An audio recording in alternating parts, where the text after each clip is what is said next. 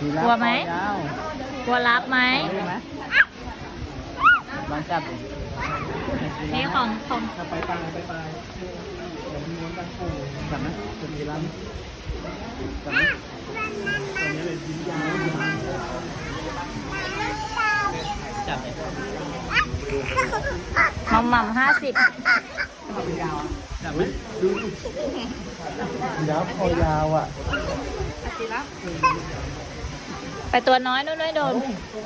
ยาวอ่ะยาวแล้วทีละกินคิวไหม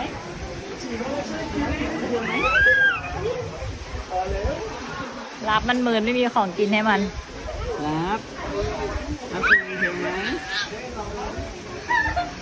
รับกินอินเทลไหม รับหมื่นรับไม่เอา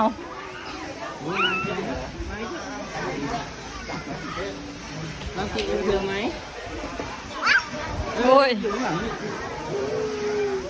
จับดิลูกจับเลย จับไหมจับไหมนี่จับไปที่อื่นแล้วนะ